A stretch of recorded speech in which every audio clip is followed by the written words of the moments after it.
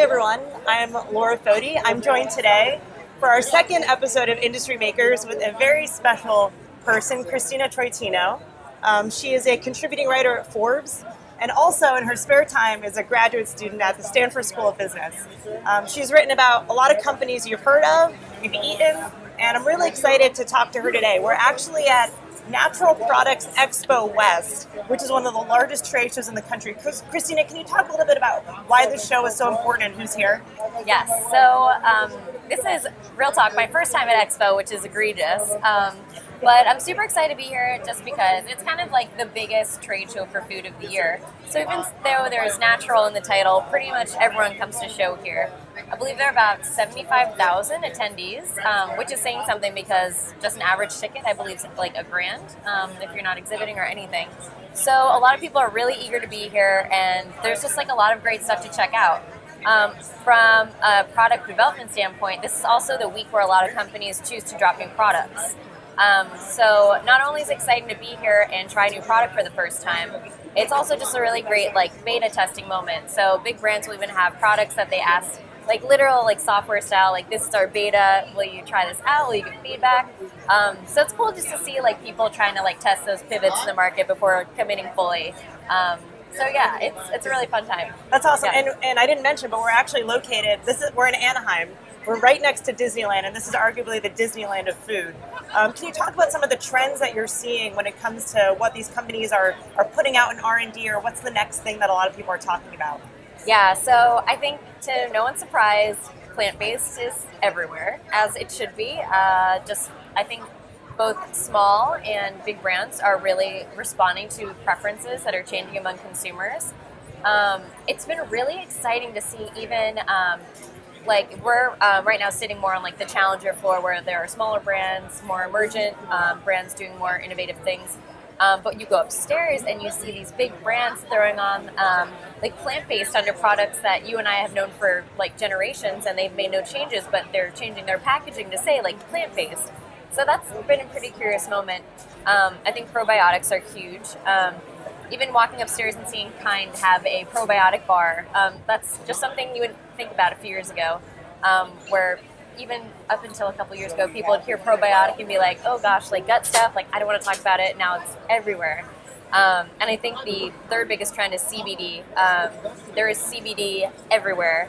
And on the first day of the show, I got to talk to the Stanley brothers, who kind of were the pioneers of that industry here in the U.S. and kind of helped to legitimize it, to bring awareness of the health benefits. So it's kind of crazy how many companies are now trying to incorporate CBD into their normal line. So it definitely feels like the Wild West right now. It's pretty exciting. It is a very exciting time, especially as a consumer. Can you actually talk a little bit about what CBD is and how it's being incorporated in products? I know we're in California, so there's a little bit more awareness here, but can you talk a little bit about what that is and how brands are using it?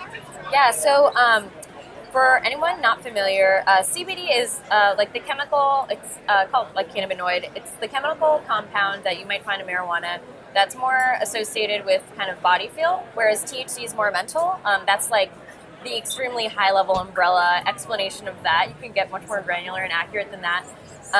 But it's mostly associated when you hear about people using marijuana for medical reasons, especially the famous use case is Charlotte, of Charlotte's Web fame, the strain that the Stanley brothers made famous. It's more associated with like the medical properties of like making you feel better physically, getting a little bit more appetite. And because of that, like legislatively speaking, because it does have more of an association with medical use, it's been a lot, it's still been a huge uphill battle, but it's been more present. And the big shift that's happening in the market now, of course, is because of the Farm Bill, which in part is allowing hemp-derived products on the market. It's still going to be a huge battle with the FDA. But, you know, the Stanley brothers, for example, trying to launch clinical trials for CBD in Uruguay, where it's much more lax in regulation. Other brands are taking notice of these things, and smart ones are planning for multiple horizons. So, long story to say, it's going to hit the market sooner or later, and smart brands will try to be on top of that. I think that's smart, and we're actually in the Califia booth, so thank you for letting us commandeer some space so we can have an interview. You were chatting with the CEO a little while back, and Almond milk and oat milk has really exploded in the marketplace. How are brands like Califia and others, keeping an eye on trends? And they're responding so much faster than brands did previously. Why do you think they're able to do that? I think that there has been a huge shift in our generation about how we perceive dairy. I think it used to be, and very strongly so, marketed as a staple good, like a commodity in every house. Like, I need my eggs, I need my milk, and my bread. Like, those are like the staple items. And I think it's very different now.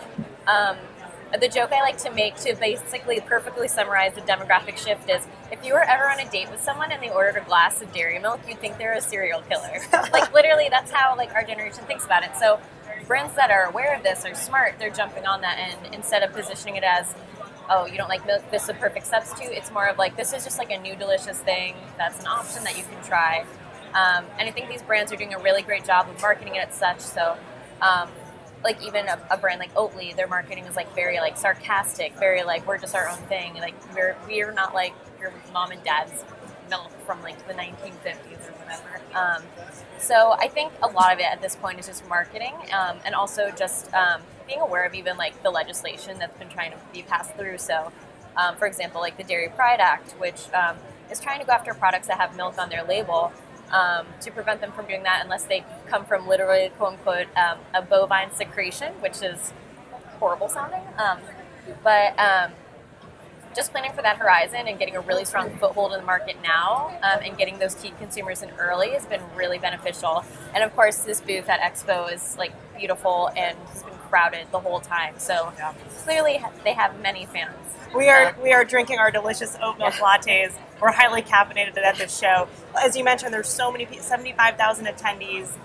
It's really amazing to see and taste all the products. I don't know about you, but I was full yesterday. What are some of the favorite kind of random things you've sampled at the show this year?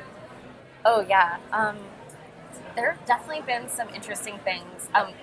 Pretty much everything here is very tasty, but one of the ones that stood out to me, well, actually, there are two.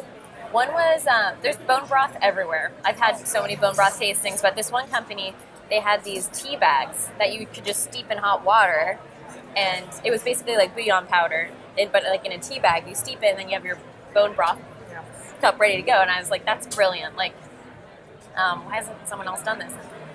So I love that one. And then there was another company, I'm short on names right now. There's another great company where they were taking charcuterie and kind of like drying it out to make kind of a chip.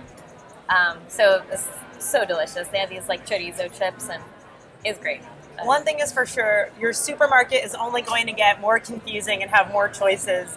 But I think a lot of consumers are benefiting from it. I walked through some surprising things that I saw. Tom's toothpaste has a charcoal activated toothpaste now, which was interesting because that's a consumer trend. You've seen charcoal lattes; they're bringing it to toothpaste. I thought that was fascinating. La Colombe, I saw those guys upstairs. They have varieties of cold brew that have grapefruit, flavorings, and almost similar to what we've seen in the craft beer movement, but in coffee. So it's never been a better time to be a fan of coffee or a fan of food in general, which I know many of us are. Thank you so much for taking the time to chat with me and to give our viewers insight into what you're seeing as the latest and greatest trends. And we hope you have a great rest of the show. Cool, you too. This is fun. Thanks, everyone. We'll see you later.